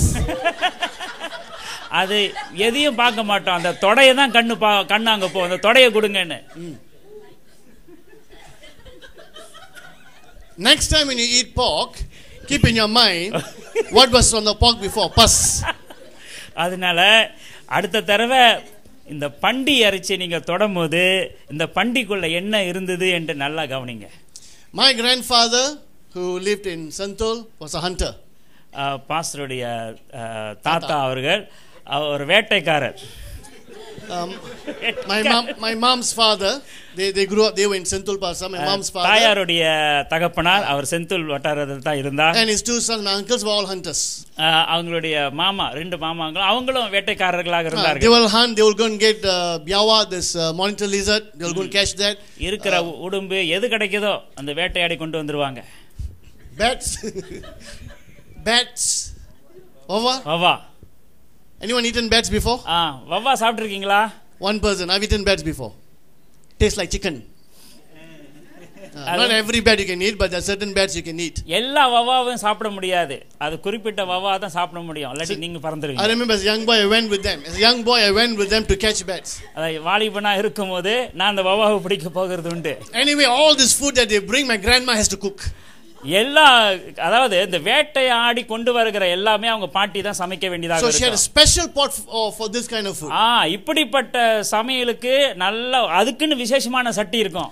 According to her, அதாவது அவங்க சொல்லுகிற பிரகாரம் என்னன்னா, any animal she cuts and leaves for a while, okay, it's fine. எந்த மிருகத்தையும் வெட்டி பிற்பாடு அது கொஞ்ச நேரம் வைத்து இருக்கிறது பிரச்சனை இல்ல. But pig or the wild boar, within minutes if you don't do anything, maggots. அதாவது இந்த காட்டு பண்டியே வச்சிருக்கீங்களா, அந்த காட்டு பண்டியா இருந்தாலும் சரி அது ரொம்ப நேரம் வச்சிருக்க முடியாது. Immediately she says maggots. அந்த பண்டிக்குள்ளாக அந்த புழுவை நம்ம பாத்துறலாமா. Even if you boil, you don't kill the bacteria. அதாவது இந்த பண்டி இறைச்சி நீங்க எவ்வளவுதான் ஆக்கினாலும் அது இருக்கிற அந்த புழு சாகாது. If I bring a drink that you know that's full of bacteria, will you drink it? அதாவது ஒரு தண்ணியை கொண்டு வரும் பொழுது அந்த தண்ணியில பாக்டீரியா எல்லாம் இருக்குதுன்னு சொன்னா அந்த பாக்டீரியா நீங்க குடிப்பீங்களா, தண்ணியை குடிப்பீங்களா? Boil the water, the bacteria is still swimming around. Will you drink it? கண்டிப்பாக நீங்க குடிக்க மாட்டீங்க. So next time when you eat pork, I'm not trying to tell you don't eat pork. Just tell yourself the bacteria is that you want to bite and eat the bacteria. Think about it. அதனால நாங்க பண்டியை என்ன promote பண்ணல, நீங்க சாப்பிடும்போது நல்லா கவனிங்க. I avoid pork. அதாவது நான் பண்டியை சாப்பிடுகிறது தவிர்க்கிறேன். I don't say I don't eat pork. நான் பண்டியை சாப்பிடவில்லை என்று நான் சொல்லவில்லை. If there's pork, I will eat it. பண்டி இருந்தால் பண்டியை சாப்பிடுவேன். But I avoid pork. ஆனால் பண்டியை நான் வெறுக்கிறேன். Because of these reasons. காரணம் என்ன? இந்த ஒரு காரணத்துக்காக தான். Compared to any other animal, this one is really really bad for health. மற்ற மிருகங்களை காட்டிலும் இந்த பண்டியானது மிகவும் பயங்கரமான ஒரு மிருகமான ஒரு இறைச்சி. Why do you want to eat pus?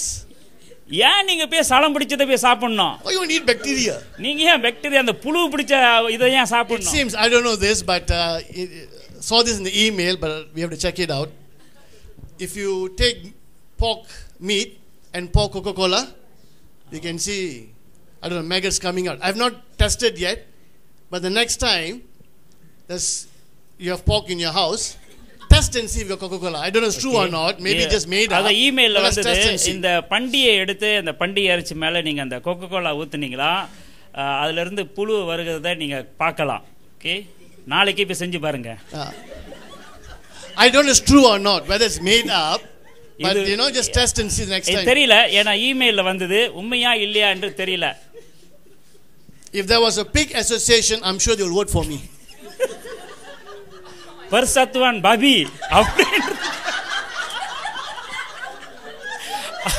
அப்படின்னு ஒருத்தவங்க இருந்தாங்களா, கண்டிப்பா பாஸ்டருக்கு தான் ஓட் போடுவாங்க. I'll be the chairman, CEO. தலைவராக இருப்பார்.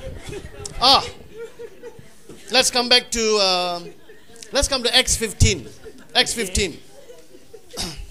This is what I wanted to tell you actually, so we went sidetrack and talk about pigs.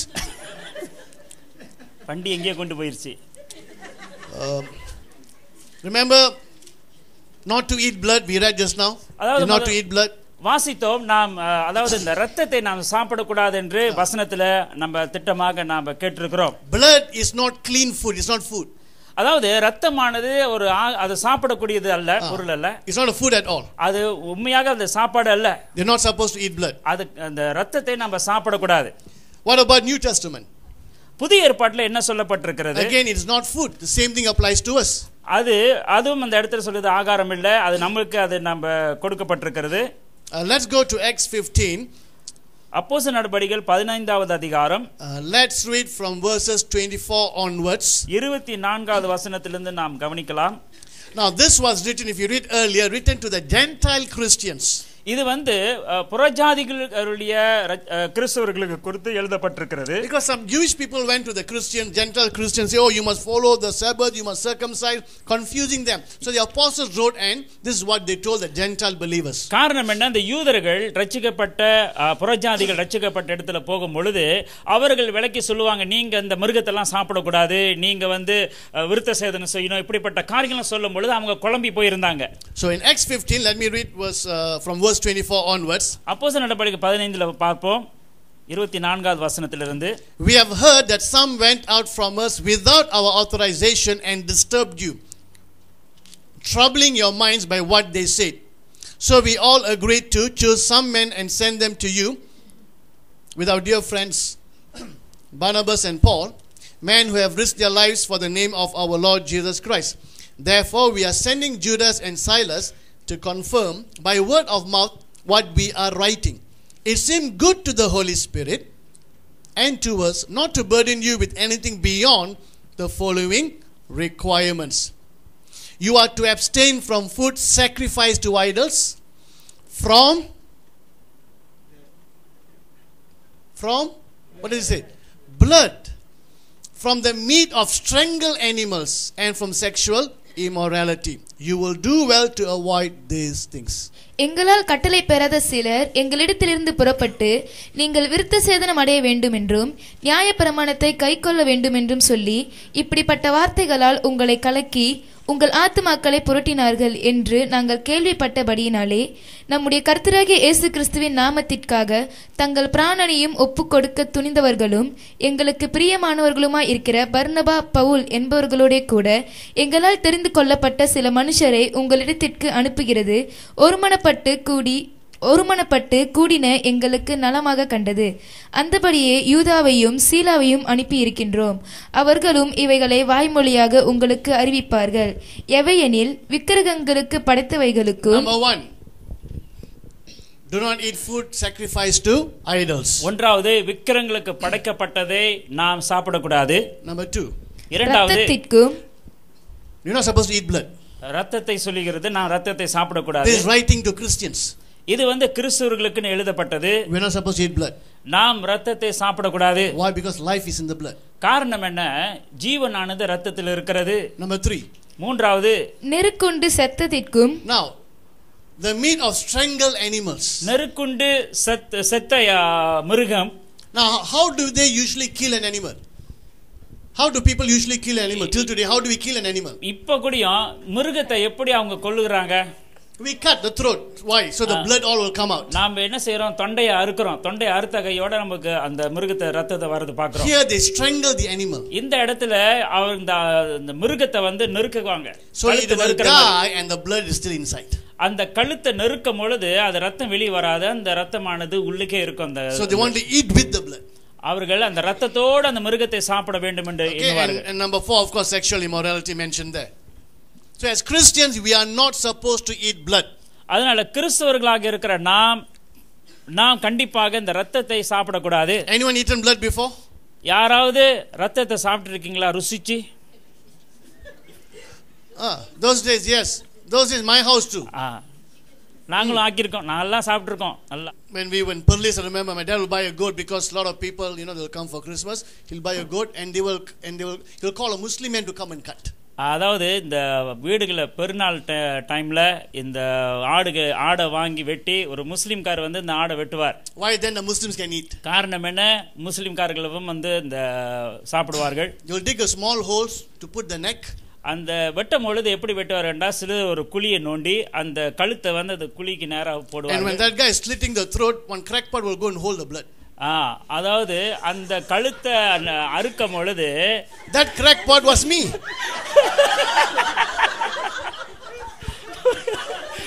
I'm there sitting and holding the blood. Okay, அது வெட்டும் போது pastor போய் அந்த பாத்திரத்தை வைத்து அந்த ரத்தத்தை எடுத்துக்கொள்வார். And then after it becomes hard, they will throw it at the wall. Have you done that? அந்த ரத்தம் நல்லா கட்டியான பிற்பாடு என்ன செய்வாங்க, அதை எடுத்து செவரில் அடிப்பாங்களாம். I don't know where they got this idea from. இந்த ஐடியா அவங்களுக்கு எங்கிருந்து வந்தது தெரியல. They will cook, they put chili, and even as a young boy, I never ate blood because I knew as a Christian, although I really didn't know about Christianity, I knew you're not supposed to eat blood as a Christian, as a young boy. சிறுவனாக இருக்கும் பொழுதே எனக்கு நன்றாக தெரியும் கிறிஸ்தவர்களாக இருக்கிற ஒவ்வொருத்தரும் இந்த ரத்தத்தை சாப்பிடக்கூடாது என்று அப்பவே எனக்கு ஒரு உணர்வு காணப்பட்டது.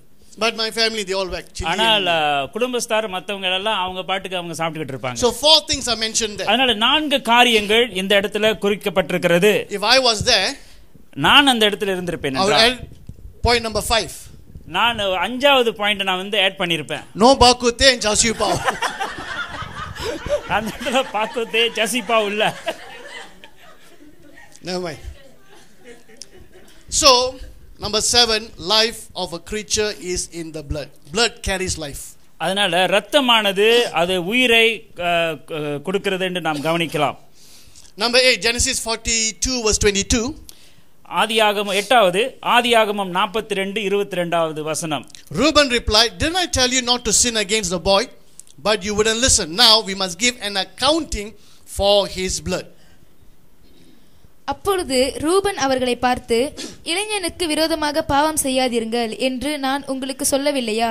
நீங்கள் கேளாமற் போனீர்கள். இப்பொழுது இதோ அவன் இரத்தப்பழி நம்மிடத்தில் வாங்கப்படுகிறது என்றான். When blood is shed, you must give an account. ஒரு ரத்தம் சிந்தப்படும் என்றால் அதுக்கு வந்து நீங்க வந்து கணக்கு கொடுக்க வேண்டும். When blood is shed, we must give an account. அதனால நாம் அதுக்கு கணக்கு கொடுக்க வேண்டியவர்களாக இருக்கிறோம். And God will avenge the shedding of innocent blood. அதாவது அந்த இடத்துல ஒரு ஒன்றும் அறியாத பாவம் சிந்தப்பட்டது என்றால் அதுக்கு வேண்டிய தண்டனை ஆண்டவர் கொடுப்பார். Now we won't read this, but you can take this down. Deuteronomy 32:43. உபாகமம் 32:43. Deuteronomy 32:43. உபாகமம் 32:43. Also Deuteronomy 19:11-13. உபாகமம் 19:11 13 வரைக்கும். Deuteronomy 19:11-13. Psalms 9:12.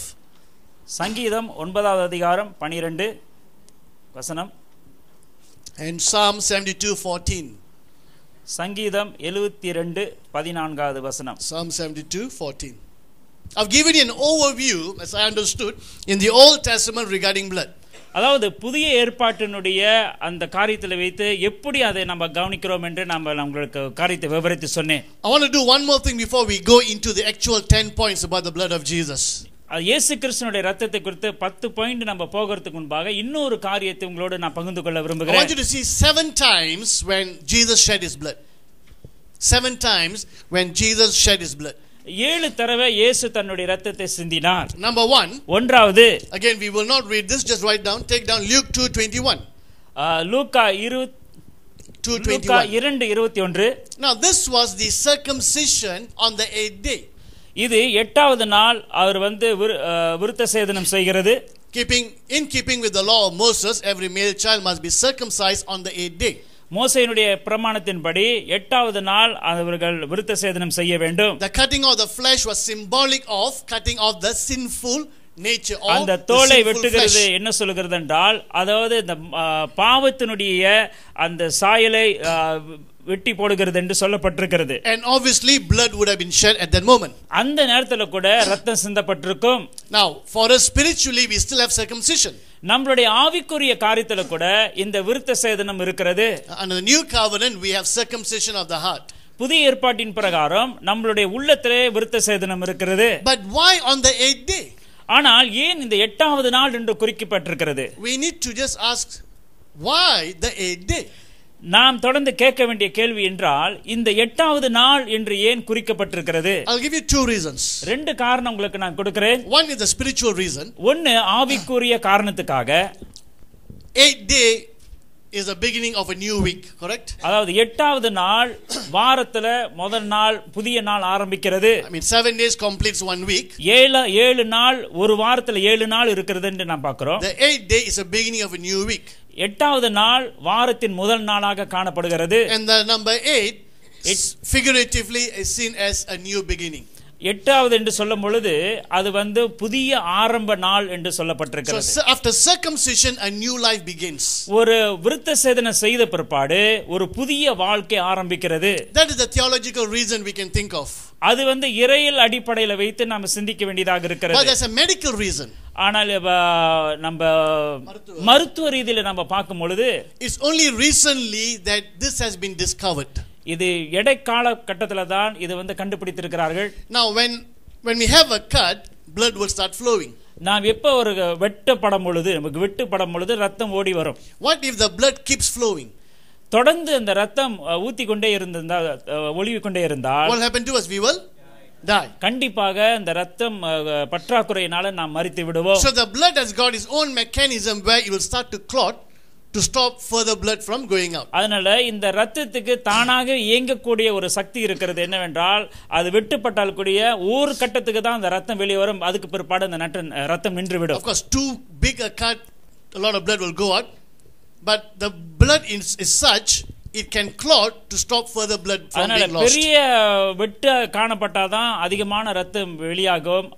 ஆனா சின்ன வெட்டாக இருந்தால் ஒரு அளவு தான் ரத்தம் வெளியாகி அது என்ன செய்யும், தானாக அந்த ரத்தம் நின்றுவிடும். What causes the blood to clot? என்ன ஒரு காரணம் இந்த ரத்தம் நின்று விடுகிறதுக்கு? One is they discovered vitamin K. இதுல ஒரு காரணம் என்னவென்றால் வைட்டமின் கே என்ற அந்த vitamin and prothrombin. Proton B என்ற in the blood. நம்மளுடைய ரத்தத்தில் இருக்கிறது. This two will cause clotting, so blood will not be இது ரெண்டும் சேர்ந்து தான் என்ன செய்கிறது, நமக்கு அதிகமான ரத்தம் வெளியாகாதபடிக்கு அது என்ன செய்கிறது, அந்த ரத்தத்தை வெட்டுப்பட்ட இடத்துல அப்படியே கட்டியாக்கிறது. The question even medical doctors had was, well, if circumcision is going to be done, which is the best time? அதனால ஆராய்ச்சியாளர்கள், விஞ்ஞானிகள், மருத்துவர்கள் என்ன சொல்றார்கள், இந்த விருத்த சேதனம் செய்தால் எந்த காலகட்டத்தில் நம்ம செய்ய வேண்டும் ஒரு பிள்ளைக்கு? When there will be less blood that will be lost. குறைவான ரத்தம் தான் வெளியாகும் என்ற எப்பொழுது? And through their research is what they discovered. இந்த மருத்துவர்களுடைய ஆராய்ச்சியின் பிரகாரம் இதுதான் அவர்கள் கண்டுபிடித்திருக்கிறார்கள். Vitamin K and prothrombin reaches to the maximum before it falls down on day 7 or 8. இந்த வைட்டமின் இருக்கிறது நிமித்தமாக உச்ச கட்டத்துக்கு வரும் பொழுது அதை அடைகிறதுக்கு இந்த 8வது நாள் விருத்தம் செய்யும் பொழுது அந்த ரத்தம் சீக்கிரமாக நின்றுவிடும். Prothrombin goes to the highest, more than 100% on day 8, then it start decreasing. Proton சொல்லும் பொழுது அது 100% மேலாக சென்று அது சீக்கிரமாக அது நின்றுவிடும். Which means the best time for circumcision would be day number 8. அதனால இந்த விருத்த சேதனம் சரியான நாள் எப்போ செய்ய வேண்டும் என்றால் 8வது நாள் தான் சரியான ஒரு நேரம். What they just discovered now, God has revealed long time ago. அதாவது மருத்துவர்கள் இப்பதான் அதை கண்டுபிடித்திருக்கிறார்கள், ஆனா தேவன் எப்போவே அது வந்து அவர் வெளிப்படுத்தி விட்டார். Okay, so that's the first time Christ would have shed blood. அதுதான் இயேசு முதல் அவர் ரத்தம் சிந்தப்பட்ட ஒரு நேரம். Number 2. இரண்டாவது Luke 22 verse 44. லூக்கா 22:44 வசனம். While he was praying in the garden of Gethsemane, அவர் கெத்செமனே தோட்டத்தில் அவர் ஜெபம் பண்ணி கொண்டிருக்கும் பொழுது Luke describes that his sweat was like blood. லூக்கா அவர் வர்ணித்து சொல்லுகிறார், அவர் அதோடைய வேர்வையானது இரத்தமாக காணப்பட்டது என்று சொல்கிறார். Now that is actually called in the medical terms hematidrosis. Hematidrosis. Where under extreme stress your capillaries will burst. அதாவது அதிகமான நம்ம அழுத்தங்கள் வாழ்க்கையில வரும் பொழுது என்ன செய்கிறது, இந்த ரத்தம் வேர்வையிலே ரத்தம் கலந்து விடும். And it will mix with the sweat, and when you start sweating, blood will come out with the sweat. அதனால இந்த அழுத்தங்கள் அதிகமாக காணப்படும் பொழுது இந்த வேர்வையிலே ரத்தம் கலந்து வெளியே வரும் என்று we have documented cases of hematidrosis. We have cases like that. இப்படிப்பட்ட கேஸ்ல பார்த்திருக்கிறோம். So when Jesus was praying in the garden of Gethsemane, இயேசு கிறிஸ்து இந்த கெத்செமனே தோட்டத்திலே அவர் ஜெபம் பண்ணி கொண்டிருக்கும் பொழுது, it's not like most of the Christian movies that we see all very calm and relaxed. That's not how you would have prayed. அதாவது கிறிஸ்து படங்களை நீங்க பார்த்திருக்கிறீங்க அநேக படத்துல, அந்த மாதிரி ஒரு அமைதியான ஒரு சூழ்நிலை இல்ல. Extreme pressure that the capillaries begin to burst. That means while he was praying, something like that. அதனால அவர் பாரப்பட்ட உபத்திரவத்தோடு அவர் ஜெபித்தார். கடினப்பட்டு ஜெபமானது ஒரு அழுத்தத்தோடு ஜெபிக்கும் பொழுது அந்த ரத்தம் வேர்வையிலே ரத்தம் வெளிவந்தது கவனிக்கலாம். So while he was praying in Gethsemane, blood began to come out. Gethsemane தோட்டத்தில் அவர் ஜெபிக்கும் பொழுது ரத்தம் வேர்வையாக வந்தது என்று நாம் படிக்கிறோம். Okay, quickly number 3. மூன்றாவது Matthew 27:26. மத்தேயு 27:26. When he was flogged. அவர் சாட்டையால் அடிக்கப்படும் பொழுது. Okay, Matthew 27:26. 27:26. Number 4. நான்காவது Matthew 27 verses 29 and 30. மத்தேயு 27:29 30ல when they put the crown of thorns on his head. அவர்கள் முள்முடி அது கிரீடமாக அவர்கள் போடும் பொழுது, and the kind of thorns that were around that place was about 1 to 1.5 inches long thorns. அந்த முள்முடி கிரீடமானது அது 1 inch அளவுக்குள்ள ஒரு முள் சொல்லப்பட்டிருக்கிறது. Now when you read மத்தேயு சுவிசேஷத்தை நீங்க வாசிக்கும் பொழுது, sometimes we read very quickly, நீங்கள் சீக்கிரமாக நீங்கள் வாசிக்கும் பொழுது we miss out certain details. சில முக்கியமான பொருளை நீங்க அந்த இடத்துல நீங்கள் விட்டுவிடலாம். If you read this passage, இந்த பகுதியை நீங்கள் வாசிப்பீர்கள் they என்றால், put the crown of thorns around Jesus, so thorns all over poking. அவருடைய சிரசிலே என்ன செய்தார்கள், முள்முடி சூட்டினார்கள். They will take his staff and they will hit him on the head over and over again. அவர்கள் என்ன செய்தார்கள், இயேசு மீண்டுமாக அவர்கள் அடித்தார்கள். And they hated the Jews. This one was just not some simple knocking. They were really showing their anger and hitting him over and over on the head with the thorns. So the thorns were going into the skull. அதனால இயேசுவை ஒரு சாதாரணமாக வைக்கவில்லை. அந்த முள்முடி சூட்டின இடத்திலே அவர்கள் மீண்டுமாக அடித்தார்கள். அந்த முள்ளு இருக்க இன்னும் உள்ளுக்கு போனது நம்ம கவனிக்கிறோம். So blood was shed at that moment. அந்த நேரத்துல தான் இயேசுவினுடைய சிரசிலே இருந்து ரத்தம் வெளியானது. Number 5. ஐந்தாவது Matthew 27:35. மத்தேயு 27:35. When his hands were nailed. அவருடைய கைகள் ரத்தத்தினால் அதாவது ஆணி அடிக்கப்படும் பொழுது. Number 6. ஆறாவது Matthew 27:35 same verse. மத்தேயு 27:30 அதே வசனம் தான். When his feet were nailed. அவருடைய பாதங்கள் ஆணியின் அடிக்கப்படும் பொழுது. And number 7. ஏழாவது John 19 யோவான் 19 verse 34. 34வது வசனம். Remember the Roman soldier will come to inspect. இந்த ரோமர் போர் வீரர் என்ன செய்தான், வந்து பார்க்கும் பொழுது the two other men who were crucified along with Jesus, what will they do? ரெண்டு கள்ளர்கள் அவர்கள் இயேசுவோடு அவர் சிலுவையில் அறையப்படும் பொழுது அந்த ரெண்டு கள்ளர்களை என்ன செய்தாங்க, they'll take a big hammer and bang the kneecap and break the kneecap. அதாவது அந்த கால் எலும்பு அவர்கள் என்ன செய்தார்கள், அந்த இடத்துல பெரிய ஆம்பர் எடுத்து அந்த எலும்பை உடைத்தார்கள். The reason is so the man cannot push himself to breathe, because when you're on the cross you cannot breathe.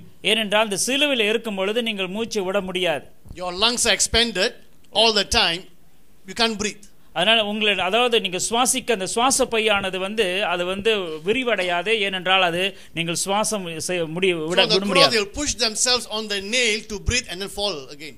அதனால இந்த எலும்பை உடைக்கும் பொழுது அவர்கள் மேலாக தன்னுடைய சரீரத்தை அவர்கள் மேல் எடுக்க முடியாமல் போய்விடும். So when they break the kneecap, they cannot push, they will suffocate and die. அதனால இந்த எலும்பை அவர்கள் முறித்து விட்டார்கள் என்றால் மூச்சு விடுகிறதுக்கு திணறி போய் அவர்கள் மூச்சு விட முடியாமல் செத்து விடுவார்கள். When they came to Jesus, he was already dead.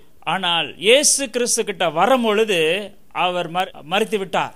So but just to make sure, the Roman soldier will take a spear and between the ribs thrust the spear right into the heart to make sure he's dead. அதனால இயேசு கிட்ட வரும்பொழுது இயேசு மரித்து விட்டார். ஆனால் இதை அவர்கள் உறுதிப்படுத்தும்படியாக என்ன செய்தார்கள்? இயேசுனுடைய இடத்துக்கு வரும்பொழுது அவர் விலா எலும்புல குத்தி அந்த கத்தியானது என்ன செய்கிறது? நேரா அவர் இருதயத்துக்கு நேரா பாய்ந்துதான். John records that blood and then water. யோவான் அதில் குறிப்பிடுகிறார் ரத்தமும் நீரும் வந்தது என்று சொல்லப்பட்டிருக்கிறது. John 19:34.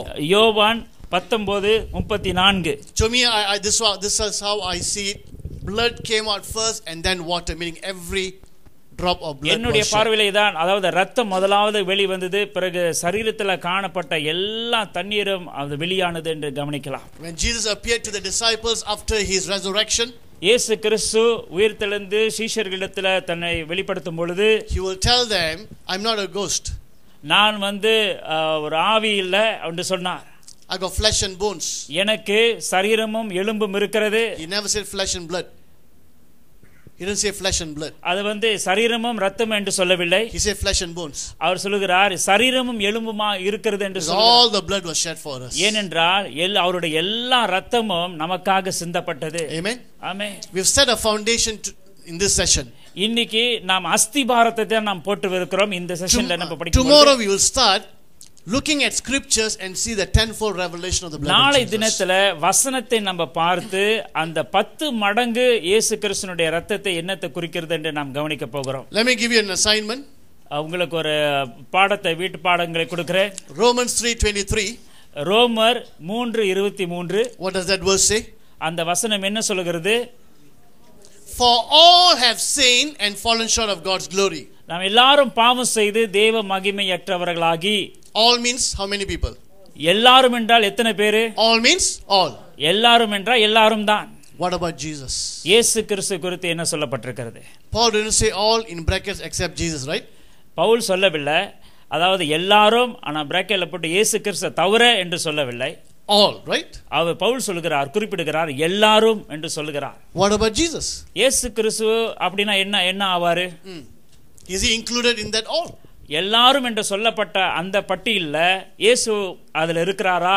So make sure you come for the next session and you will discover and understand what Romans 3:23 is about. அதனால இந்த அடுத்த பகுதியில் நீங்க வரும்பொழுது ரோமர் 3:23ல என்ன சொல்லப்பட்டிருக்கிற இந்த வசனத்தை நாம் நன்றாக கற்றுக்கொள்ளலாம். Shall we all stand?